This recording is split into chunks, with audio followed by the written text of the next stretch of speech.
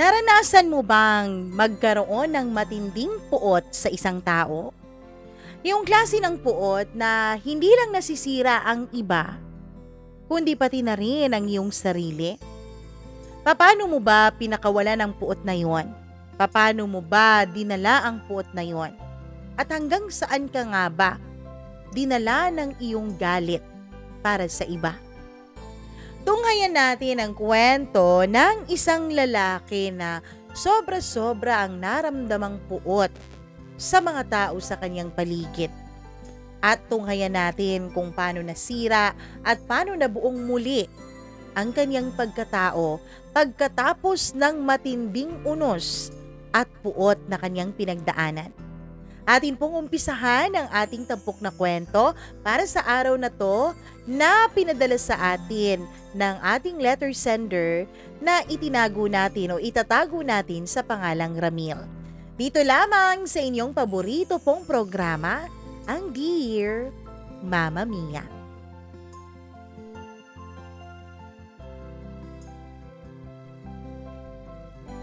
Isang matinding puot ang aking nadarama para sa mga tao na nakapaligid sa akin. Isang puot na naging dahilan kung bakit ako napariwara at nawala sa matinong daan. Ngunit ang puot din na ito ang naging dahilan kung bakit ngayon buo ang aking pagkatao. Dear Mama Mia, hello po sa inyong lahat. Ang hiling ko lang po ay nasa mabuti kayong kalagayan at kalusugan habang inyong binabasa itong aking kwento. Nawa po Mama Mia ay mapili niyo itong kwento ko para makapagbigay naman ako ng inspirasyon kahit papaano sa ibang nakikinig ngayon. Alam ko po Mama Mia na ang kwento ko ay pwedeng kwento rin ng iba. Pwedeng meron ding pareho sa akin na pinagdadaanan ang bigat na pakiramdam na napagdaanan ko dati. Ang nais ko po na sa pamamagitan ng kwentong ito ay makapagbigay po ako ng inspirasyon sa ibang tao. Bagay na hindi po ako nagkaroon dati. Kasi Mama Mia, kung tutuusin, kung meron lang siguro ako dati na isang taong naniwala sa akin at nagtiyaga na ayusin ang buhay ko, ay hindi siguro ito nasira at hindi siguro ako napunta sa isang sitwasyon kung kailan ay muntik na akong mapahamak ng tuluyan. Itago niyo na lamang po ako sa pangalang Ramil. Panganay po ako sa 5 magkakapatid. Isinilang ako sa isang pamilya na tila po ba isinumpa mula pa nung umpisa. Mama Mia, hindi pa siguro ako natututong magsalita noon, pero galit na po ang una kong narinig sa mundo. Galit, pagbabangayan at pagsisigawan. Mga bagay na hindi dapat dinadanas ng isang musmus na katulad ko dati. Pero ano pa nga bang magagawa ko? Hindi ko kontrolado ang mundo at lalong hindi ko kontrolado ang mga magulang ko. Siguro malas lang talaga ako Mama Mia kung bakit sa dinami-dami ng mga magulang at tao sa mundo ay silang 2 pa talaga ang naging mga magulang na binigay sa akin ng tadhana. Ang ama ko po ay isang lasinggero, sugarol at basagolero. Kilalang kilala sa lugar namin bilang isang taong walang takot sa kahit na sino.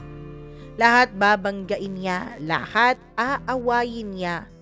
Lahat, lalo na ang mga mahihina, ay sasaktan niya makuha lamang ang kaniyang kagustuhan. Ang akin naman pong ina, Mama Mia, ay laging bugbog sarado ng aking ama. Palagi na lang po siyang umiiyak sa sulok. Palagi na lang po siyang sumusuko pero hindi din naman umaalis ng tuluyan sa tabi ng aking ama. Ewan ko, siguro meron talagang mga taong bulag pagdating sa pagmamahal. Kahit pa ikamatay nila, sige lang basta kasama ang taong akala nila ay hindi sila mabubuhay kung wala ito sa kanilang tabi. Ganun po ang nanay ko, Mama Mia. Ganun po siya, mapagmatiis, lalo na pagdating sa lalaking kanyang iniibig. Kaya ako bilang isang panganay sa aming magkakapatid, ay lumaki po akong saksi sa bawat sigaw, sa bawat suntok, sa bawat sampal, at sa bawat luha. Saksi po ako kung paano saktan ng tatay ko ang nanay ko. At saksi din ako kung paanong malugmok at umiyak ang nanay ko noon. At sa bawat gabi, Mama Mia, takot lang po ang nararamdaman ko. Kapag sumasapit na ang dilim, ay unti-unti na po noong nanginginig ang mga tuhod ko. Pati na rin ang mga kamay ko at buo kong katawan. Dahil alam ko anong sandali na ay darating na ulit si Ama. Darating ulit ang aking ama na kapag talo ito sa sugal at lasing, ay pihadong pananakit ang kanyang gagawin sa amin. Hindi lang kasi natigil kay Mama ang pananakit ni Papa. Maging sa aming magkakapatid, lalong-lalo na po sa akin. Konting pagkakamali ko, kahit hindi ko nga mali, kapag talo po siya sa sugal at kapag lasing siya, ay sa akin po niya ibinubuntun lahat. Sa aming dalawa ni Mama. Sinisipa, sinasampal at sinusuntok kami. Pero Mama Mia, sa bawat sampal at suntok na iginawad ng ama ko sa akin, ay siya namang unti-unting pagpapanday ng isang mas matinding damdamin na nararamdaman ko sa puso ko. Isang damdamin na alam ko pong mas matindi pa kesa sa takot. At ang damdaming yun ay may pangalan. Galit. Galit ako kay Ama. Galit ako sa aking ina dahil sa pagiging mahina niya.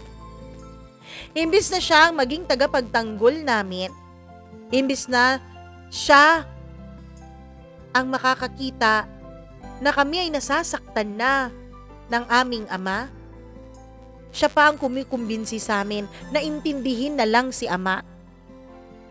At higit dyan, Mama Mia, ay galit ako sa mundo. Galit ako sa Diyos at galit ako sa buhay. Galit ako sa Diyos dahil bakit may mga batang masuswerte sa mga magulang? May mga batang mahal ng kanilang mga magulang, inaaruga, binibigay lahat ng gusto. Bakit kami ni katiting na pagmamahal ay hindi namin maramdaman sa aming mga magulang?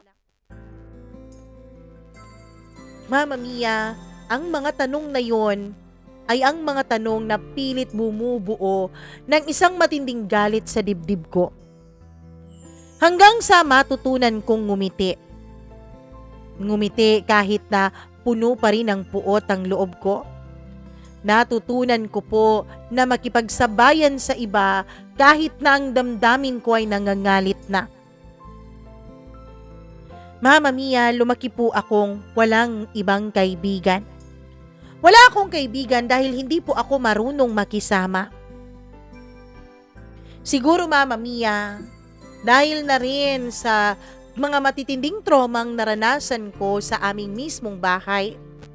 At dahil na rin sa tapang ng aking ama, sa pagiging basagulero niya, ay natutunan ko pong gayahin ang bawat ginagawa ni Ama. Kaya naman, hindi po ako natutong makisama sa iba. Isang tingin ko pa lang noon, umaatras na ang mga kaklase ko sa akin. Isang tingin ko pa lang sa kanila ay para bang takot na silang lapitan ako. Sabi ng iba ay malamig daw ako, Mama Mia. Malamig akong tumingin. Malamig akong makitungo sa iba. Walang puso. Pero ang totoo, sobra pong nag-iinit ang loob ko. Init na hindi dahil sa gustong magkaroon ng kaibigan at pamilya, kundi init na walang outlet. Init ng puot at galit na para bang isang bulkan na nananahimik pero handang sumabog anumang oras. Sa edad na 12 noon ay una po akong nasangkot sa isang malaking gulo. Binugbog ko po ng husto ang kaklase kong nambuli noon sa nakababata kong kapatid. Hindi lang po basta-bastang suntok ang binigay ko sa kanya. Inupakan ko siya at sinuntok ng sunod-sunod sa kanyang mukha, dibdib at tiyan hanggang sa nawalan siya ng malay. Dahil sa matinding ginawa ko noon sa kaklase ko, Mama Mia, ay pinatawag po sa school ang aking ina. Umiiyak noon ang aking ina sa harap ng guidance counselor namin nung sinabi ng guru ko kung ano ang nangyari. Umiiyak noon ang ina ko na humihingi ng tawad sa mga magulang nung nabugbog ko. Pati na rin dun sa mismong nabugbog ko, Mama Mia. Misis, yung anak mo napakatapang. Yung anak mo siguro walang kinatatakutan. Sabi noon ng guidance counselor kay nanay at siya namang mas lalo pang iniiyak niya. Pero sa loob-loob ko noon, Mama Mia, ako dapat ang iyakan eh. Ako dapat ang kaawaan eh.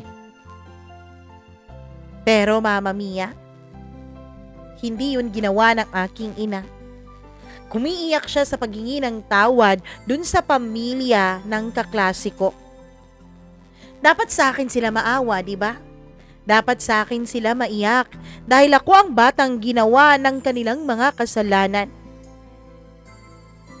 Ang mga kilos at ugali ko ay nakuha ko sa mga kasalanang paulit-ulit nilang ginagawa sa araw-araw. Ako kasi, Mama Mia, naniniwala po ako. Kasalanan din ang maging mahina. Kasalanan na tuluyang maging mahina, lalo't alam mo naman na meron namang paraan para lumaban. Kaya may kasalanan din ang nanay ko. Hindi lang ang tatay ko ang may kasalanan kundi pati si nanay. Pwede naman siyang lumaban para sa amin at sa sarili niya pero hindi niya ginagawa. At habang pinapanood ko noon ang aking ina na humihingi ng paumanhin, ay mas lalo lang pong parang tumutubo ng higit pa ang puot sa puso ko. Kasi kahit ilang ulit siyang humingi ng tawad sa mundo, ay hinding-hindi na niya mababawi ang pagkatao kong nawasak. Dahil doon, Mama Mia, ay mas lalo po akong tumindi. Mas lalong tumindi ang pagiging basagulero ko, mas lalong tumindi ang galit ko sa buong mundo.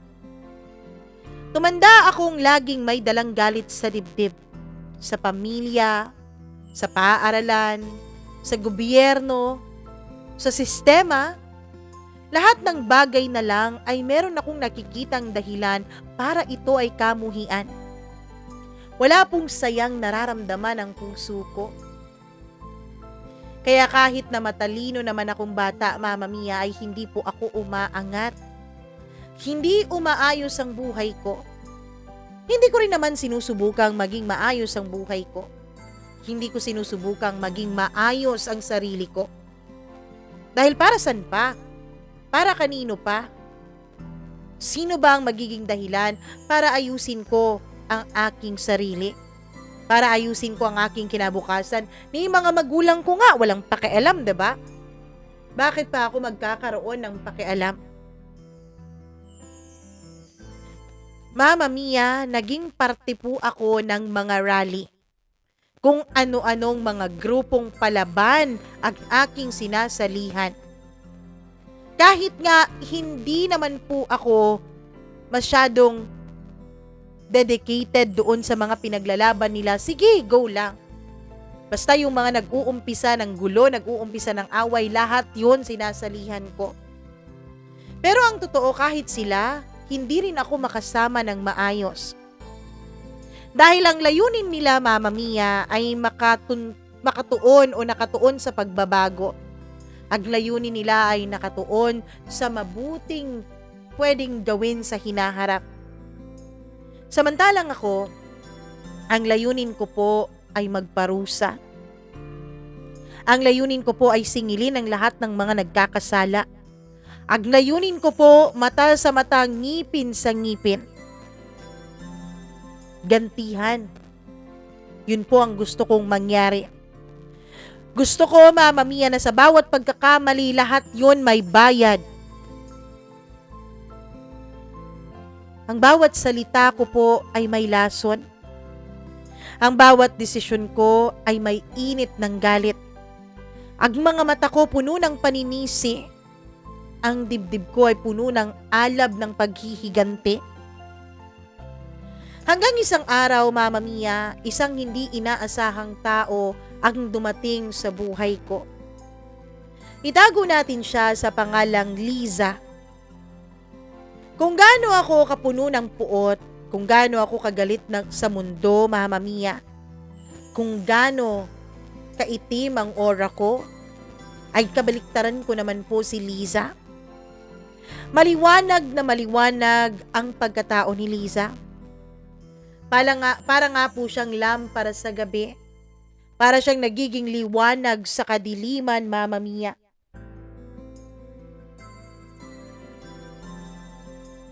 Mapagpatawad siya. Marunong makinig. Ang tipo ng taong hindi mo aasahang mai-in-love sa isang katulad ko. Ang tipo ng taong hindi mo inaasahan na magkakaroon ng pagmamahal sa isang taong galit sa mundo. Pero Mama Mia, siya lang po ang taong hindi umatras sa akin. Siya lang po ang taong hindi natakot sa akin. Hindi ako natatakot sa iyo, Ramil. Sabi niya minsan nung nasigawan ko siya dahil hindi kami nagkasundo sa aming mga pinag-uusapan. Oh, bakit bigla kang natahimik dyan? Sabi ko nung nilabas ko na ang galit ko at halos sumisigaw na akong nakipag-usap sa kanila. Hindi ako sa iyo takot, Ramil, kaya ako natahimik. Natatakot ako sa tindi ng galit dyan sa puso mo. Natatakot ako na baka lamunin ka ng buo ng galit na nararamdaman mo. Yan ang sabi niya sa akin nung minsang kami ay nagkasagutan dahil sa isang topic na hindi namin pinagkakaintindihan. Ako kasi, Mama Mia, kapag nakipagsagutan ako ay may halo pong aksyon. Kaya siguro natatakot ang mga tao sa paligid ko. Kaya siguro sila natatakot sa akin dahil baka kung anumang oras ay pwede ko silang suntukin. Pero kakaiba po si Liza. Hindi po siya umaatras, Mama Mia. Akala ko nga dahil sa tapang niya ay siya na ang magiging dahilan ng aking pagbabago. Kasi Mama Mia, sa bawat araw na nagkakadiskusyonan kami at nagkakaaway ni Liza, ay mas lalo ko pong nakikita ang kaibahan naming dalawa. At nakakaramdam po ako ng katiting na pag-asa sa kanya. Hanggang sa naramdaman ko na lang isang araw na gusto ko na si Liza. Mahal ko na siya. Oo, Mama Mia, nagmahal ako. At oo, sa unang pagkakataon, dahil sa pagmamahal na yon, ay sinubukan ko pong kalabanin ang sarili ko pong demonyo. Mama Mia, sinubukan ko pong baguhin ang sarili ko. Sinubukan ko. Niligawan ko po si Liza at naging kaming dalawa. Sabi pa niya sa akin ay tutulungan niya akong baguhin ang aking sarili. Hayaan ko lang daw siya. Maging bukas lang daw ako sa mga sasabihin at itutulong niya. Mama Mia, alam ko na maganda ang intensyon ni Liza. Kaya lang, hindi pala sapat ang pag-ibig, Mama Mia. Hindi sapat ang liwanag na dala ng pag-ibig kung ang kalaban mo na ay multo ng kahapon. Multo na buhay pa rin. Hindi lamang sa loob-loob mo, kundi maging sa buo mong pagkatao.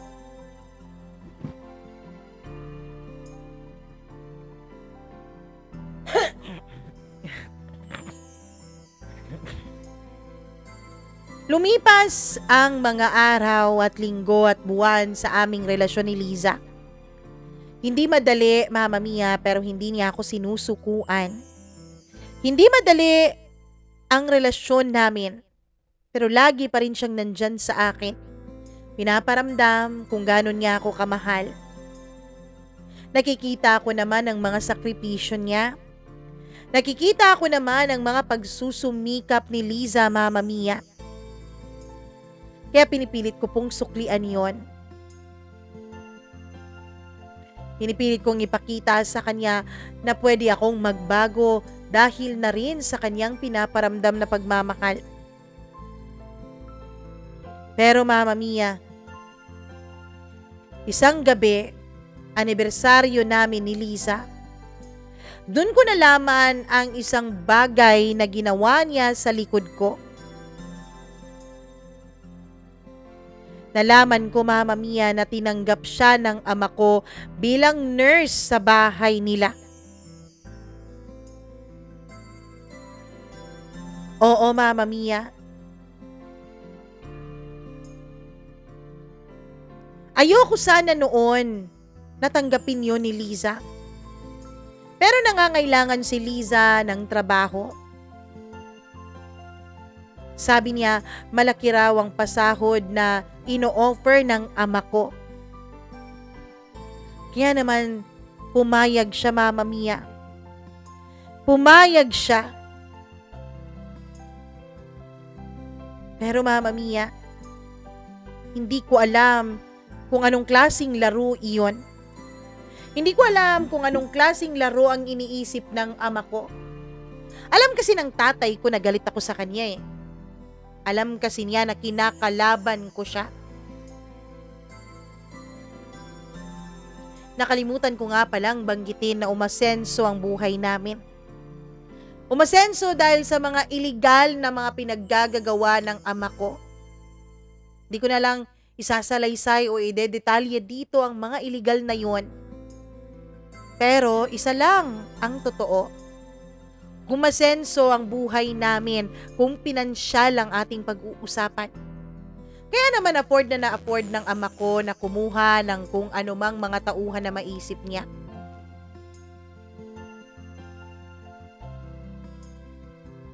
Mama Mia, hanggang sa nalaman ko ang isang katotohanan. Ginagalaw ng ama ko ang tanging taong mahal ko. Nung una, Mama Mia, nung tinanggap niya si Liza doon sa kanilang tahanan para maging nurse, ay pinakiusapan ko po ang ama ko. Kahit na galit ako sa kanya, kahit na ayaw ko sa kanya, ay nilapitan ko pa rin siya. Kinausap ko pa rin siya, Mama Mia, pinakiusapan na sana wag na lang si Liza. Sana, Mama Mia, hayaan na lang niya ako at hayaan na lang niya kami ni Liza. Anak, wala naman akong ginagawang masama. Ang gusto ko lang makabawi sa'yo. Sana po, wag na po. Hindi niyo na po kailangang bumawi. Ayos na po ang buhay ko kaya hayaan niyo na lang ako. Anak pa rin kita, Ramil. At tungkulin mong bigyan pa rin ako ng pagkakataon. Gusto kong bumawi sa'yo, sabi niya. Pero Mama Mia, ang galit ay hindi po basta-bastang nalulunod o natutunaw sa mga salita. Lalo na kung ang galit na yon ay nagmula pa nung musmus ka. Lalo pa na ang galit na yon ay nakaugat na malalim sa pagkatao mo?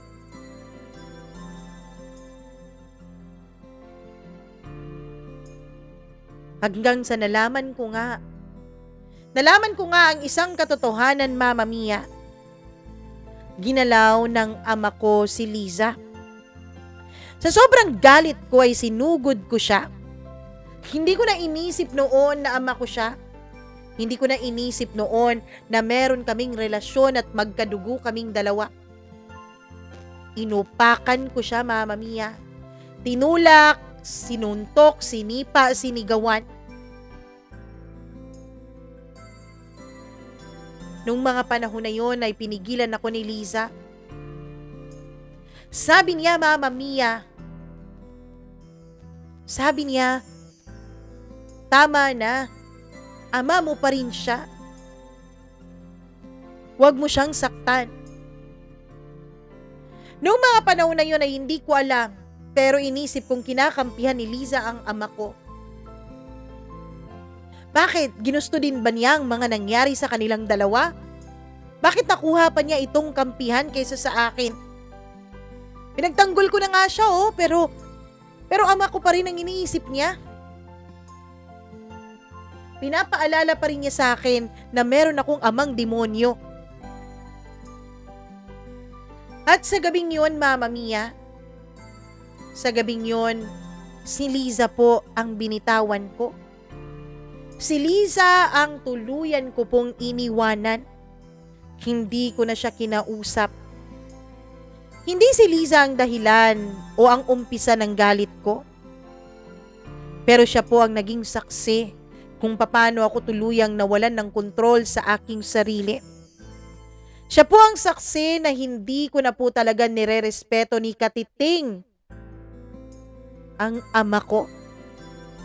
Hindi din naman siya karapat-dapat na respetuhin. Maging siya, wala ngang respeto sa akin at sa relasyon namin ni Liza eh. At alam niyo ba kung anong mas masama, Mama Mia? Hindi ko maintindihan kung bakit ganon, pero nung sabihin ko yun sa aking ina, ay mas kinampihan pa niya ang ama ko. Sabi niya, gusto raw ng ama ko na magbago kaya hayaan ko raw ito at bigyan ko raw ng tsansa, pero bakit ganon?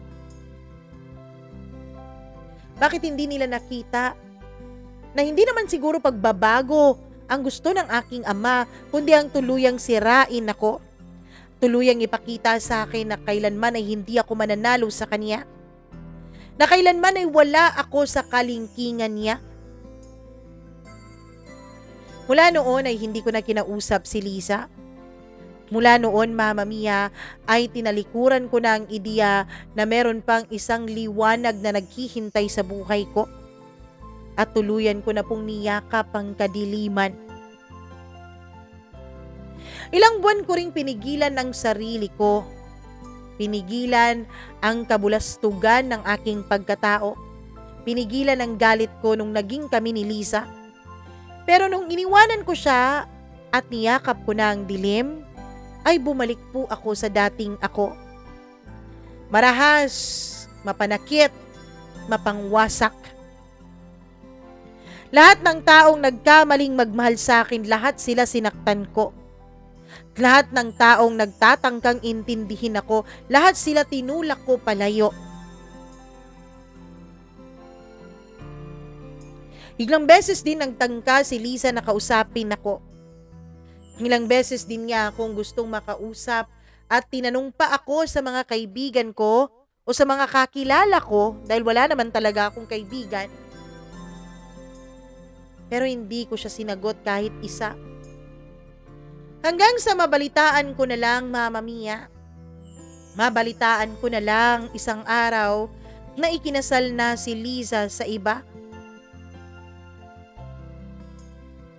Doon ako nakaramdam ng ibang uri ng puot. Galit sa aking sarili.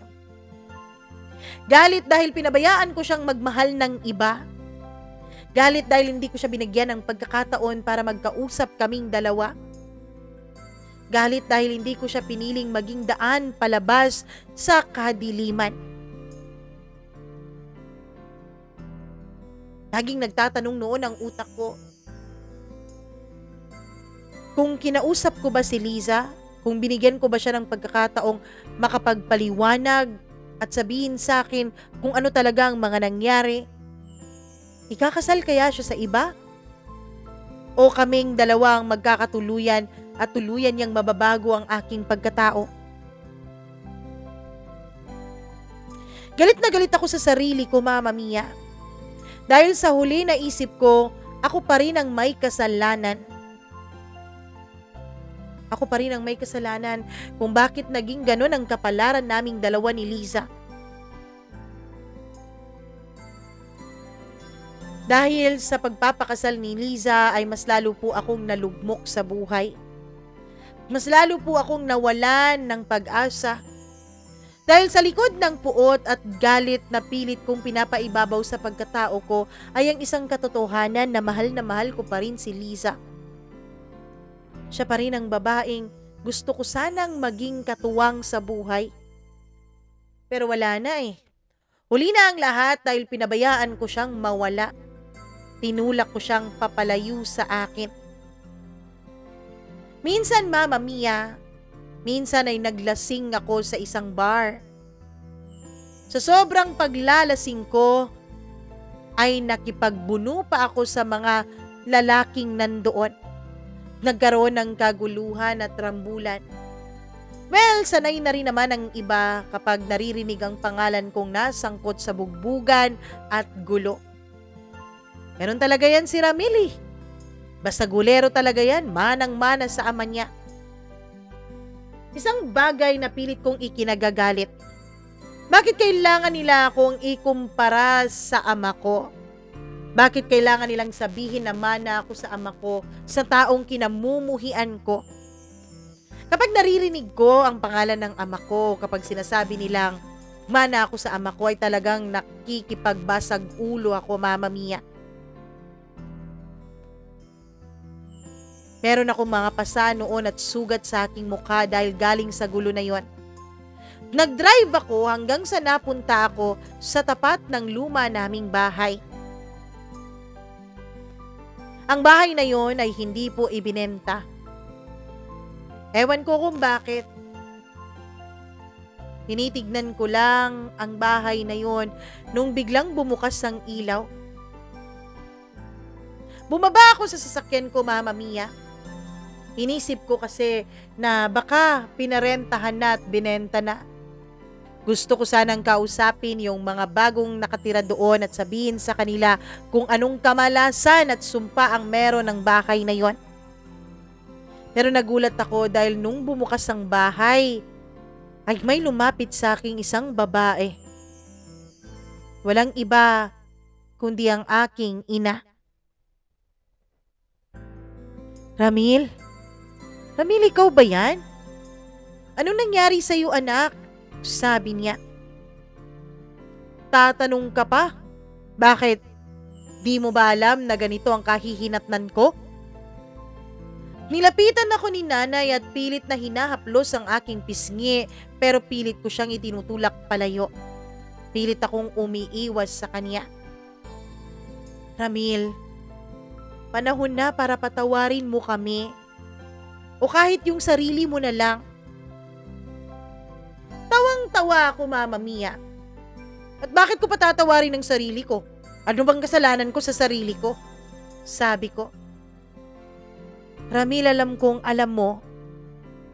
Hindi ka bobo. Matalino ka, anak. Kaya alam ko na alam mo ang ibig kong sabihin. Tumawa ako ng tumawa. Patawad? Sinong patatawarin ko, ha?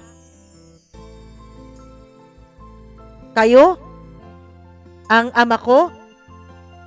Ang sarili ko? Matawad? Bakit kailangang nakakatawa ang salitang yon? Patatawarin ko ba ang isang taong bata pa lamang, Mama Mia, ay tinutukan na ako ng baril sa ulo ko?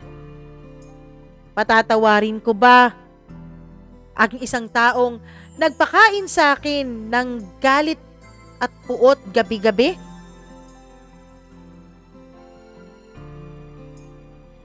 Pero Mama Mia, kahit anong iwas ko sa salitang patawad, dun ko naisip na kaya siguro hindi ako nakakalaya o hindi ako makakalaya sa puot at sitwasyon na meron ako dahil yakap-yakap ko pa rin ang puot na yon. Parang ginawa kong unan. Parang ginawa kong balikat na lagi kong sinasandalan. Parang ginawa kong oxygen na hindi ako mabubuhay kung wala ang puot na yon. Inisip ko, kaya siguro kahit lahat na ng tao sa paligid ko ay gusto akong hilahin paakyat, ako pa rin ang pumipili na manatili sa ilalim. Ako pa rin ang pumipili na wag umusad at laging galit na lang ang uunahin. Pero Mama Mia, napakahirap pong magpatawad. Napakahirap pong ayusin ang buhay ko. Napakahirap. Lalo pat all your life galit na ang kinagisnan mo. Hanggang sa lumipas pa ang 1 taon, namatay ang ama ko, Mama Mia. Nung marinig ko ang balitang yon dahil tinawagan ako ng kapatid ko ay wala po akong reaksyon. Pero syempre pumunta pa rin ako sa burol niya. Hindi ako umiyak. Hindi ako sumigaw. Walang kahit na anong reaksyon akong pinakita dun sa burol niya. Tumayo lang ako dun sa burol niya, pinapanood ko siya na para bang natutulog lang sa kaloob ng kaniyang kabao. Napakapayapa niya kung tutuusin tignan sa kabaong na yon. Naisip ko nga noon, Mama Mia, kung alam ko lang na magiging payapa siya sa loob ng kabaong, sana matagal na siyang pumasok dun. Tahimik ang ama ko sa loob ng kabaong sa unang pagkakataon. Walang bakas ng galit ang kaniyang muka. Hindi tulad ng mukha niyang lagi kong naaalala mula pa sa aking kabataan na laging galit, laging sumisigaw at laging nakakunot ang noo. At doon ko lang nasabi, Mama Mia, nung inilibing na ang aking ama, nung tinatabunan na po siya ng lupa, doon ko nasabing, tapos na ang galit ko sa kanya.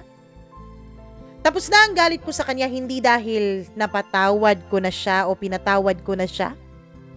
Tapos na dahil sa wakas, wala na siyang kakayahang saktan kami. Wala na siyang kakayahang maging buwisit sa buhay namin. Doon ko naisip na minsan ang tunay na paglaya ay hindi nanggagaling sa kapatawaran kundi sa pagtanggap na tapos na ang laban. Na wala ka nang dapat na ipaglalaban pa dahil tapos na ang lahat. Mama Mia, lumaki akong anak ng galit, likha ng sakit. 1,000,000 kaluluwa na binuo sa dilim ang pakiramdam ko sa sarili ko. Pero nung mga panahon na nawala ang ama ko, doon ako natutong ngumiti. Hindi dahil masaya ako, Mama Mia, kundi dahil alam kong pinili kong hindi na maging alipin ng sarili kong puot dahil patay na ang taong kinapupuutan ko ng husto. Ang galit ay parang isang apoy. Kaya mong painitin ang paligid pero kaya rin itong sunugin. Maging ikaw na may galit hanggang sa maging abo ka.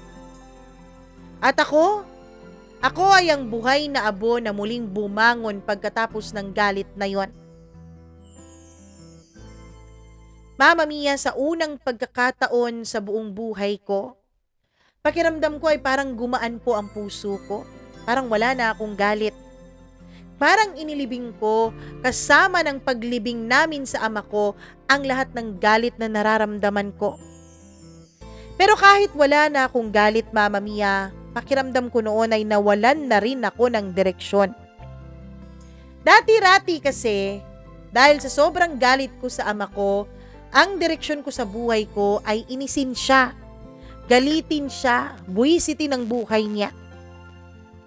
Pero sa unang pagkakataon dahil wala na siya, ay wala na ring direksyon ang buhay ko.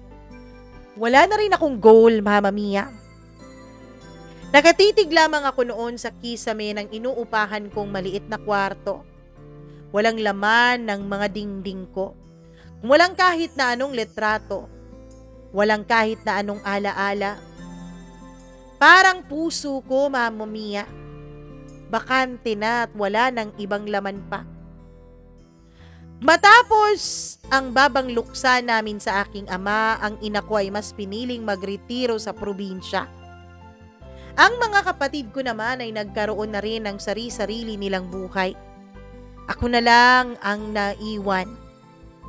Wala nang ang galit pero wala na ring dahilan ng buhay ko noon. Inisip ko ano pa bang magiging dahilan ng pagkabuhay ko. Kung buong buhay ko ang alam ko lamang na gusto kong gawin ay ang galitin si ama. Hanggang sa isang tawag, Mama Mia, isang tawag ang nagpabalik sa akin sa realidad. Isang tawag na muling tumanggap sa akin pabalik sa mundong iniwanan ko. Ramil, si Jacob to. Dating kaibigan ni Liza. Alam mo Ramil, nagbukas kami ng community center. Kailangan namin ng isang guidance counselor. Alam kong wala kang experience pero kilala ka naming matapang at kilala ka naming maraming pinagdaanan sa buhay. Mama Mia, dahil sa mga sinabi na yon ni Jacob ay para pong binuhay ng puso ko ang isang akala ko ay pangarap na lang sa dilim dati. Ang tawag na yon ay ang bumuhay sa dating ako, Mama Mia. Sa isang ako na pilit ko pong itinatago. Hindi dahil sa gusto kong tumulong sa iba o gusto kong magpakabayani kaya ako tinanggap ang sinabi niya, kundi dahil gusto kong subukan kung kaya ba akong yakapin ng mundong aking iniwanan. Kung kaya ko ring yakapin ang mundong minsan kong kinamuhian. Pagbalik ko sa lungsod ay pareho pa rin po ang lahat. Mausok, magulo, maingay, may mga nag-aaway, nagsisigawan, at talagang hindi pa rin nagbabago ang mundo. Pero sa ngayon, habang bumabalik ako ay parang may kakaibang himig ang kaguluhan. Ang kaguluhan, pakiramdam ko ay parang meron na akong puwang. Dati kasi, Mama Mia, iniisip ko parang wala akong puwang sa mundong ito. Pero baka nasa isip ko lamang yon. Ang community center na sinasabi ni Jacob ay isang center na puno ng kabataang katulad ko po dati. Mga kabataang galit, wasak, mga kabataang puno ng tanong sa kanilang isip. At isa po sa kanila ay ang isang bata na itago natin sa pangalang Jay. 17 taong gulang po siya nung mga panahon na yon. Pinabayaan siya ng kanyang ina. Minules siya, ginahasa ng kanyang tiyuhin. Oo, siya nung mga panahon na yon, nung magkakilala kami ay sinisira niya ang kanyang sarili. Dahil pakiramdam niya ay sira na siya, pakiramdam niya tulad ng naramdaman ko dati na kapag sinira ko ang sarili ko ay masisira ko rin ang mga buhay sa paligid ko. Alam ko at naiintindihan ko siya. Pinagdaanan ko kasi yon, Mama Mia. Wala siyang respeto, walang takot, walang direksyon sa buhay. Parang ang nakikita ko po ang dati kong sarili sa kanya.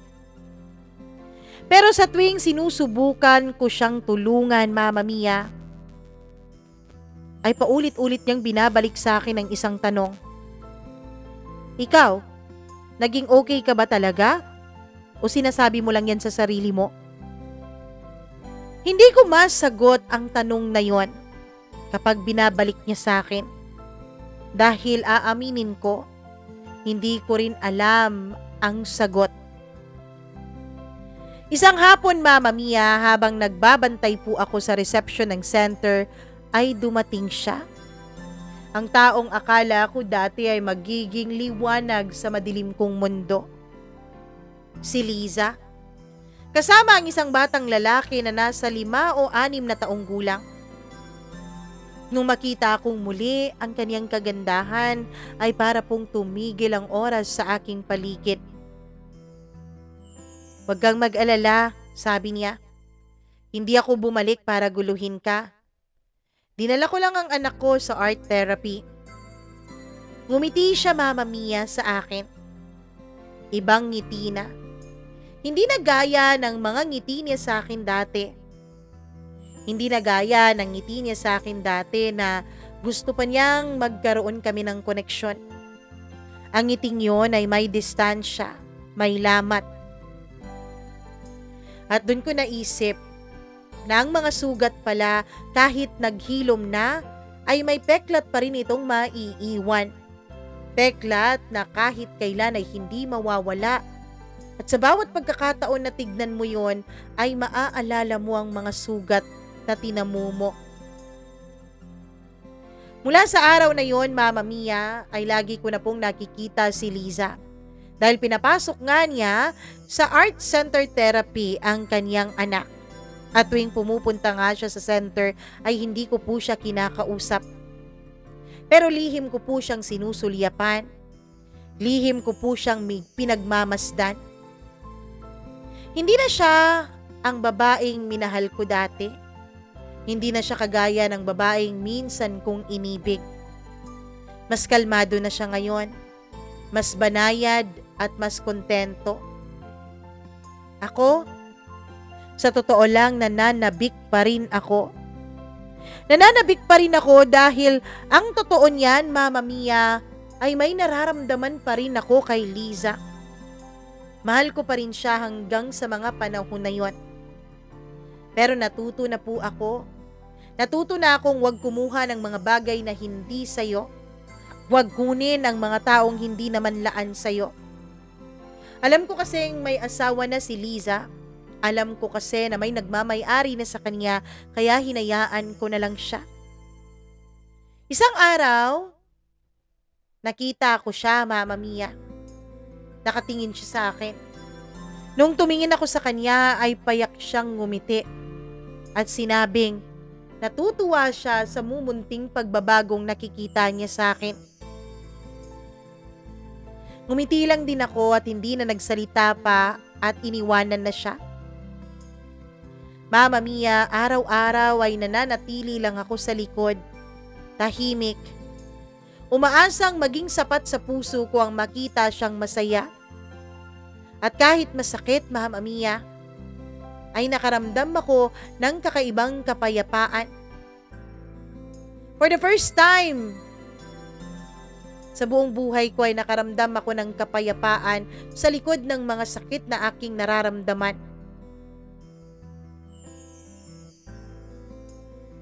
Dumaan ng mga araw. Akala ko magiging maayos ang lahat pero isang gabi ay nagsimula ng gulo itong si Jay sa center. May sinapak siyang isang volunteer, Mama Mia. Nanira din siya ng mga murals dun sa art therapy. Pinigil ko siya. Nilabanan ko siya para kumalma siya. "Pare-pareho kayong lahat," sigaw niya. "Pare-pareho kayong mga ipokrito. May paayos-ayos pa kayong nalalaman, mga basura rin naman kayo." Mama Mia, habang pinipigil ko siya nung mga panahon na yon na nagsisisigaw at nagwawala siya, ay bigla niya akong pinagsabihan. "Ikaw nga! May record ka raw na muntik ka nang makapatay, di ba? Kaya anong karapatan mo para magpayo sa mga katulad namin? Mas masahol ka pa nga sa amin siguro eh." Tumahimik ang paligid nung sinabi ni Jay ang lahat ng yun sa akin. Lahat ay tahimik na nakatingin. Ako, Mama Mia, Ngumiti lamang ako sa kanya. At dahil dyan, alam ko kung gaano kahirap itong daan na pinagdadaanan mo. Kaya nga ako narito eh. Hindi para sabihing tama ako, kundi para ipakitang posible pa ring bumangon kahit wasak na wasak ka na. Matapos kong sabihin yun ay biglang kumalma si Jay at tumulo ang luha sa kanyang mga mata. Bumagsak siya sa sahig kaya nilapitan ko siya at niyakap. Matapos ang insidenteng yon, pagkalipas lang ng ilang linggo ay lumapit sa akin si Liza. Ramil, alam kong hindi mo ito hinihingi, pero gusto kong malaman mo. Hindi ko na siya asawa. Iniwanan niya na kami nung bata pa lang ang anak kong si Leo. Hindi ako nakasagot sa kanyang mga sinabi, Mama Mia. Hindi ko sinisisi ang sarili ko at hindi rin kita sinisisi, Ramil. Pero pinili kong mahalin ang sarili ko. Yun lang kasi ang paraan para mapatawad kita at ang ama mo eh. Mama Mia, hindi ako humingi ng tawad kay Liza pero pinatawad niya ako. Hindi ko na kinailangang humingi ng tawad kasi minsan, Mama Mia, sapat nang malaman mong hindi ka na kinamumuhian ng mundo at ng taong minsan mong kinamuhian rin. Pagkatapos aminin sa akin ni Liza na wala na siyang asawa dahil iniwanan na nga sila nito, ay parang naging magkaibigan po kaming dalawa. Isang umaga, nagkakapi kaming dalawa ni Liza sa labas ng center. Wala nang tensyon sa pagitan namin. Wala na ring takot at wala na ring galit. May natitira pa ba? Tanong ko sa kanya nang walang paligoy-ligoy. Tumawa siya, Mama Mia. Ramil, ang natitira ay ala-ala at respeto. At siguro isang uri ng pagmamahal na hindi na natin kailangang saktan pa ang isa't isa. Tumango ako, Mama Mia. Tinanggap ko ang sagot niyang yun. Kasi ang tunay na pagmamahal, hindi laging nagtatapos sa salitang kami o tayo. Minsan ang tunay na pagmamahal ay nagsatapos sa salitang salamat. Mama Mia, simula nga noon ay nag-focus na lang ako sa center. Simula rin noon, si Jay ang pinagpokusan ko hanggang sa naging unti-unting maayos ang buhay niya. Naging isang volunteer na rin si Jay sa center. Ako ay isa ng advisor o tagapayo. Si Liza at si Leo ay regular na sa center. At ako ay isang lalaking sinusubukang buuin ng galit pero muling itinayo ng kapatawaran. Ang dugong itim ay maaari na hindi na maging pula. Pero pwede itong matuyo. Pwede itong maging alaala na lang. At kung papipiliin ako kung sino na ako na ang lalaking piniling harapin ang sarili kaysa sa itago ito. Ako na ang lalaki na kahit may sugat ay marunong nang magmahal ulit. Hindi para kumuha ng pagmamahal ng iba, kundi para magbigay ng suporta at pagmamahal sa kanila. Hindi na ako ang dating puno ng puot at galit. Hindi na ako ang lalaking biktima ng galit ko. Ako na ngayon ay isang tagapayo, guro at kaibigan para sa mga kabataang katulad ng dating ako. Nasa community center ako tuwing Lunes hanggang Sabado. Doon ako humihinga. Doon ako nabubuhay. Si Jay, dati kong pasaway na bata, ngayon ay katuwang ko na sa pagsasaayos ng mga programa para sa mga kabataan. Pero ang pagbabagong buhay ay hindi nagtatapos sa sarili. Minsan, ang tunay na laban ay hindi na para sa sarili mo, kundi para na sa ibang tao. Hanggang dumating siya isang hapon. Payat, madungis, may hiwa sa kanyang labi. Ang pangalan niya ay Alon. 15 anyos at ulila at lulong sa solvent. Wala siyang tiwala kahit na kanino. Hindi siya nagsasalita. Tumatawa siya kapag binabanggit ko ang salitang pamilya. Pero alam ko na agad ang itsura niya. Dati ako rin yan noon eh. Pinagtiyagaan ko siya gaya ng pagtsatsaga ko noon kay Jay. Binigyan ko siya ng makakain, tinuruan ko siyang maglinis sa center. At isang gabi habang nagpupunas kami ng mesa ay bumulong siya. Kuya Ramil, may matindi akong kasalanan. Napatay ko ang tatay ko. Hindi agad ako nakasagot noon, Mama Mia. Hindi ko rin alam kung papaano ba ako magre-react sa mga sinabi niya. Lasenggo kasi siya. Sinisipa niya ang nanay ko. Araw-araw yun. Isang gabi na puno ako. Kumuha ako ng tubo. Hindi ko na siya tinigilan sa paghampas hanggang hindi siya tumigil sa kanyang paghinga. Tahimik lang ako, Mama Mia. Tinapik ko ang likod niya. Bakit? Bakit hindi mo isinumbong? Tanong ko. Natatakot ako eh. Natatakot ako. Mama Mia, dun ko naisip, sa mata ng katulad ni Alon, lahat ng matanda ay banta. Sa mata ng katulad niya, lahat ng matanda ay kalaban. Pero hindi naman ako pulis, hindi rin ako hukom. Ako ay isang saksi. At kung saksi ako ay tungkulin kong lumapit, hindi para husgahan, kundi para samahan. Mama Mia, hindi ko po sinabi ang sikreto ni Alon. Bagkus ay mas lalo ko siyang tinulungan, mas lalo akong nag-focus sa kanya. Hanggang sa muli kaming nagkita ni Liza at ng anak niya. Nung mga panahon na yon ay 9 na taon na yung bata. Nagkasama kami sa isang outreach program. Doon ko nasilayan sa lugar kung saan kami nag-outreach, Mama Mia, ang mas masahol pa sa hirap.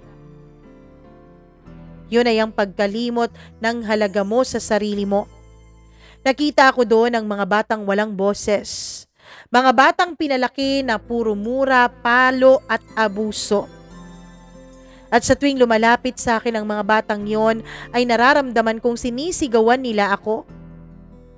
Nasaan kayo nung una pa lang? Bakit nyo hinayaang maging ganito kalala ang sitwasyon namin?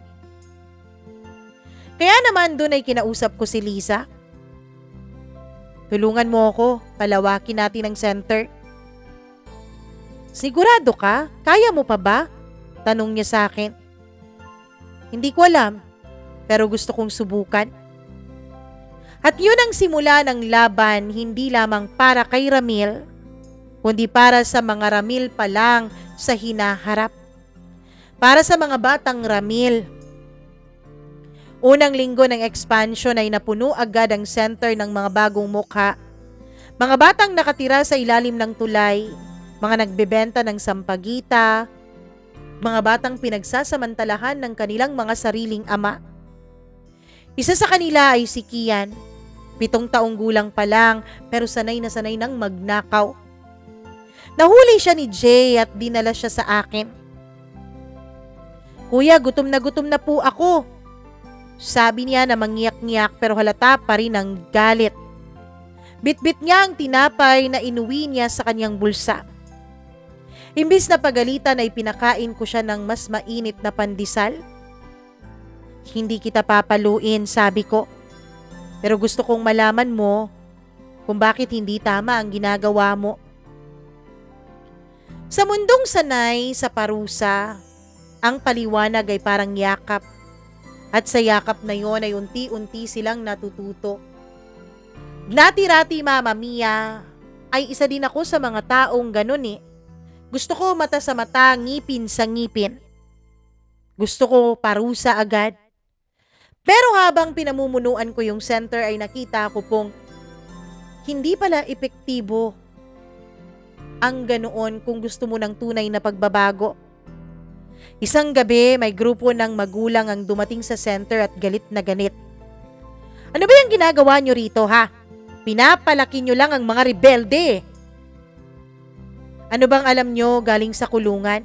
Ikaw, Ramil, kilala ka naming dating kriminal, dating basagulero, dating problema ng lipunan. Mama Mia, doon ko naranasan ang tunay na pagdurusa ng muling pagtitiwala. Yun ay ang pagdududa. Pinagdudahan ng lahat ang kakayahan ko. Dahil sabi nila, wala rin naman akong matuturong matino sa mga batang ito dahil maging ako ay problemado din naman nung lumalaki. Hindi lahat ng gumaling ay agad na tinatanggap muli ng lipunan.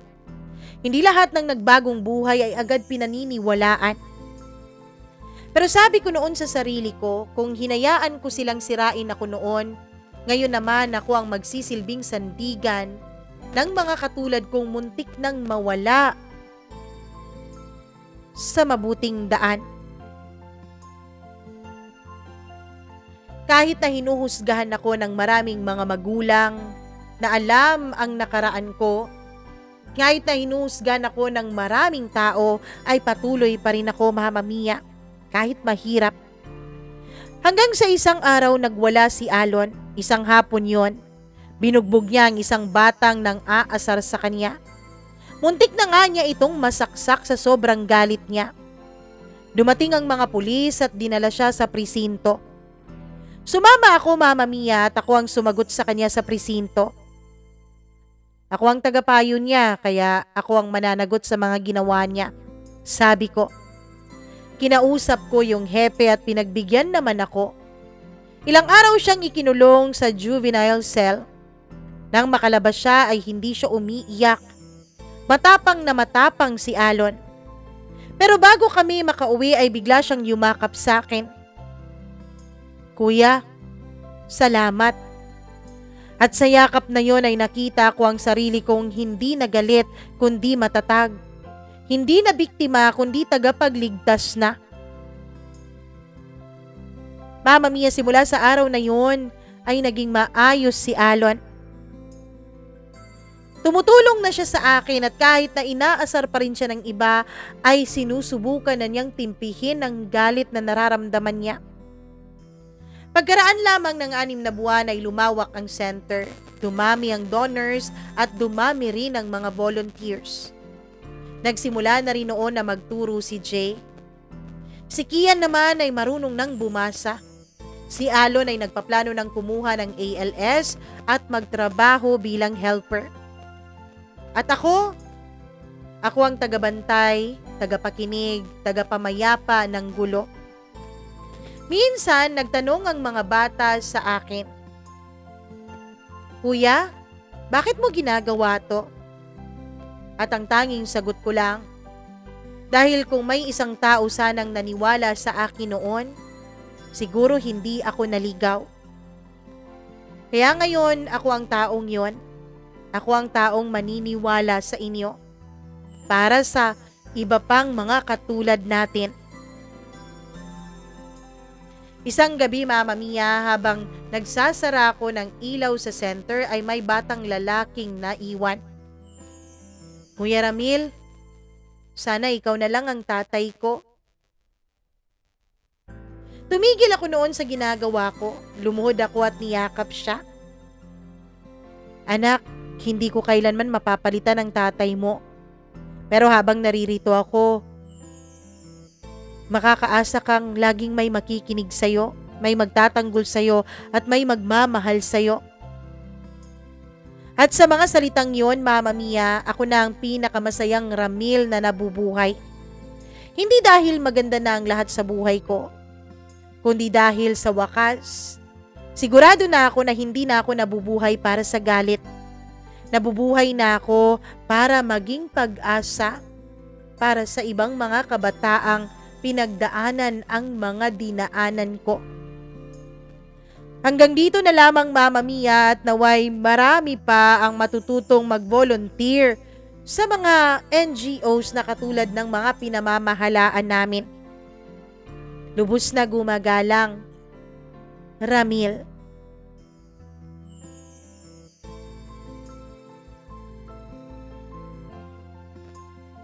Nakaka-inspire naman ang naging kwento ng buhay mo, Ramil, at talagang saludo kaming lahat sa iyo dahil hindi ka tumigil sa likod ng mga pinagdaanan mong hirap.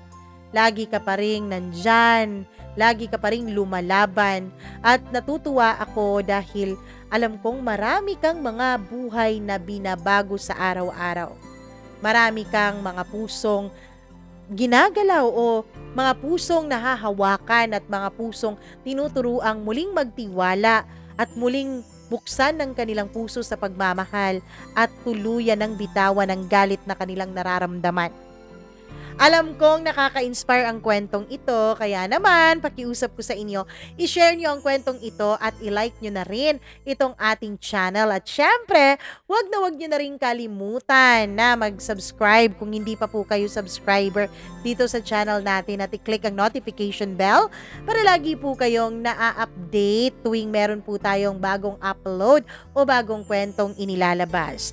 Ang hiling ko po sana po ay may natutunan kayo dito sa ating kwento.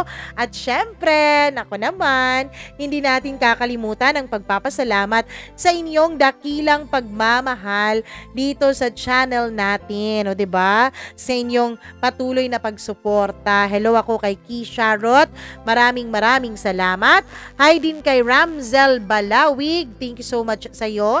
Gimaras Girl, hello sa iyo. Maraming thank you po. Nako naman. Mahal na mahal ko po kayo dahil lagi po kayong nandyan at minamahal din naman itong ating channel. Hi ako kay Gemaline Katambis, maraming salamat. Bemeline Lumapag, shout out daw kay Jayalyn Tarok. Happy Montsary, belated na ata to. Hello sa'yo. I love you daw at ingat ka lagi. Grabe naman. Hi kay Menzi Bahinting, tama po ba? Hay ako kay Joey Arbo. Maraming salamat din kay Susan Boribor. Kay Jaya Diagan, thank you very much. Kay Ana Wong, Virgie Flores or Virgie Lopez. Anong Flores? Mayet G from Como, Italy. Maraming salamat. Angeli Escarcia, Angelina Kapungkol, thank you very much sa inyong pakikinig at pagmamahal. Jean 8864. Hay din ako kay RD Idria. Maraming salamat din Emily Aceres. Hello din ako kay Jeliza Monteser, Christina Sison, Mary Ann Buelo, maraming salamat. Leticia Amante, Princess Jonaline Bermiso, thank you very much sa iyo. Isay Kadizal, hi din kay Daniel Felipe, maraming salamat din sa Libuma Donna Frias, hi din ako kay Karen De Venecia, maraming salamat. At hello sa inyong lahat dyan. Ay naman kay Jocelyn Damasio, kay Rosita Benavides, kay May Marie Bornales, maraming salamat. Annalisa Pacas, Palataw Jessa, Abigail Borbon, Negrita Colaija, maraming salamat. Jaime Rodriguez, Marilyn Mandawe, Angelina Kapungkol, at sa lahat po ng ating mga tagapakinig at tagapanood na laging nakasuporta nitong ating channel. Ako po'y lubos na natutuwa sa inyong walang sawang pagtitiwala at sana tulungan nyo na rin ako na makaabot tayo ng 100,000 subscribers para sa taon na ito. So please tulungan niyo po akong abutin ang medyo matayog nating goal for this year. Share niyo na itong ating channel at hikayatin niyo na yung iba na mag-subscribe. At kung ikaw na nakikinig ngayon, please do subscribe to our channel. Thank you so much to all of you. I love you all so much. Ako po ang inyong one and only Mama Mia. Dito lamang sa inyong paboritong programa. At syempre, ingat po kayo lagi. At naway maging masaya, ngiti lang sa kabila ng lahat ng problema dahil matatapos din naman ang mga problemang iyan. Bye-bye!